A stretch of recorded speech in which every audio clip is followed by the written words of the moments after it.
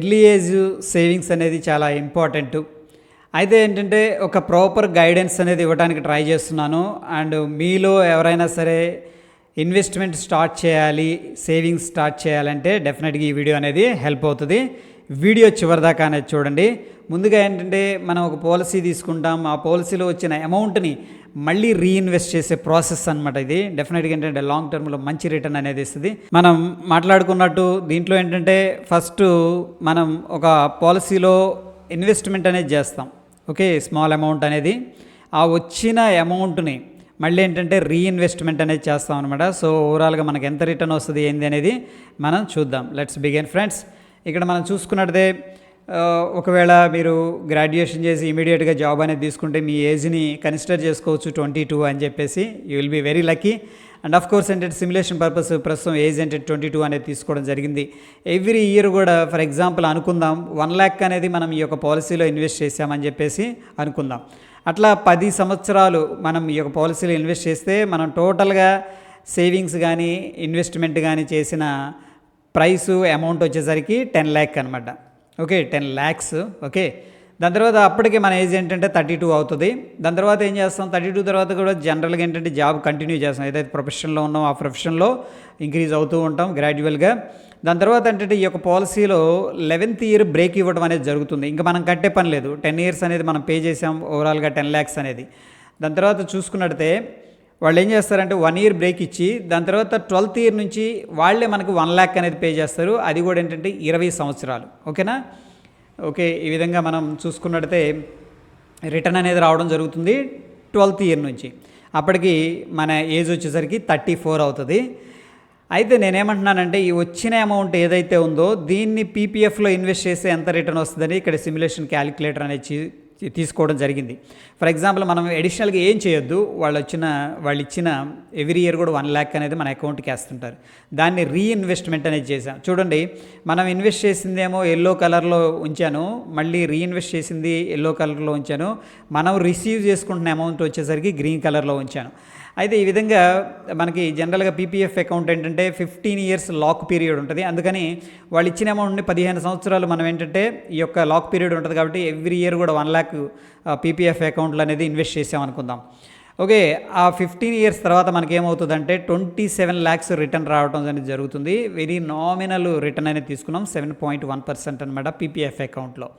Okay okay, that is fine. దాని తర్వాత ఏమవుతుందంటే మనకి ఇంకా ఇక్కడ 48 years ఏజ్ వస్తుంది.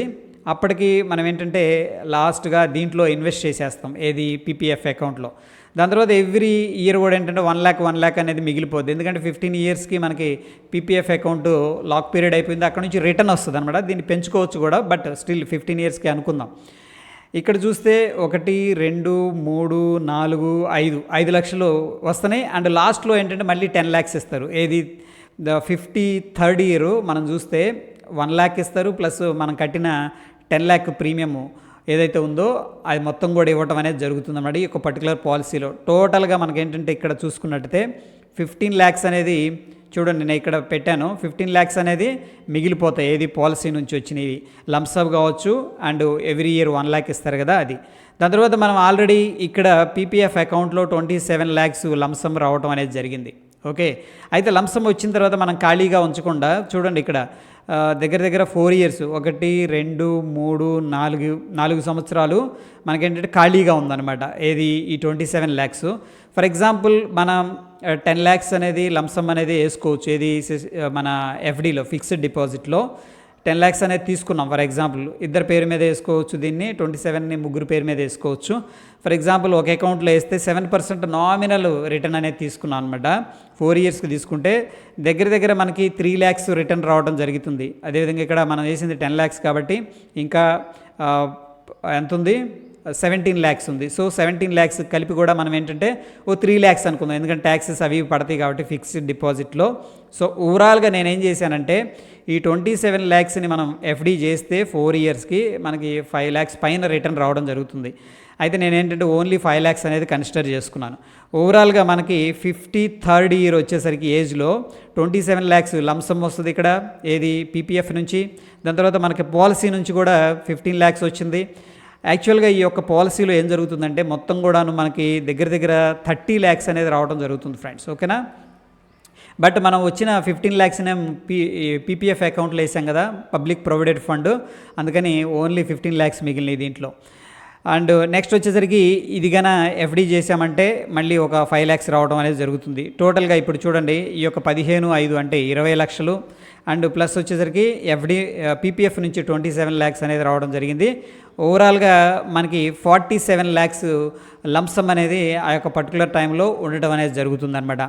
సో ఫస్ట్ 10 years కన్నా కష్టపడితే మనకి ఎట్ ద ఏజ్ ఆఫ్ 53 ఏంటంటే 47 to 48 lakhs లంసమ్ అనేది ఉంటుంది. సో ఈ విధంగా ఏంటంటే పాలసీ నుంచి వచ్చిన అమౌంట్ని రీఇన్వెస్ట్ చేసుకోవచ్చు, అండ్ పాలసీ నుంచి వచ్చిన major amount, for example 53rd yearలో మనకి 47 lakhs వచ్చినాయి.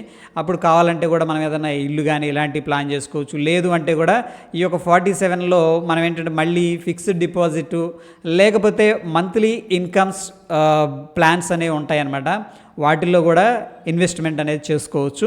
సో ఎనీహౌ ఇది సబ్జెక్టివ్ అనమాట. ఈ విధంగా ఏంటంటే మనం రీఇన్వెస్ట్మెంట్ అనేది ప్లాన్ చేసుకోవడం వల్ల ఎర్లీ ఏజ్లో చాలా బెనిఫిట్ ఉంటాయన్నమాట, ఇది ఏజ్ గడుస్తున్న కొద్దీ. సో ఈ యొక్క సిమ్యులేషన్ అనేది మీకు షేర్ చేశాను. అండ్ మోర్ ఓవర్ ఏంటంటే ఈ యొక్క పాలసీలు అనేది బ్యాంక్స్ ప్రొవైడ్ చేస్తున్నాయి. ఒకవేళ మీకు ఇంట్రెస్ట్గా ఉంటే బ్యాంకుని అనేది కాంటాక్ట్ చేసుకోండి. అండ్ మన ఛానల్లో ఏంటంటే పీపీఎఫ్ అకౌంట్ గురించి కవరేజ్ అనేది ఇచ్చాం, ఒకసారి ఆ వీడియో కనుక చూస్తే మీకు ఏంటంటే ఒక ఐడియా రావడం అనేది జరుగుతుంది. హోప్ వీడియో హెల్ప్ అయిందని చెప్పేసి అనుకుంటున్నాను. సో ఎవ్రీవన్ని నేను రిక్వెస్ట్ చేసేది ఏంటంటే చిన్న చిన్న అమౌంట్స్ అనేది ఇన్వెస్ట్ చేస్తూ ఉండండి, పెద్ద పెద్ద పాలసీలే తీసుకోవాల్సిన అవసరమే లేదు. బట్ ఏంటంటే లాంగ్ రన్లో it will become very good wealth అనమాట. Okay, that is my motto. Thank you friends, మరొక ఎపిసోడ్లో మళ్ళీ కలుసుకుందాం. ధన్యవాదాలు.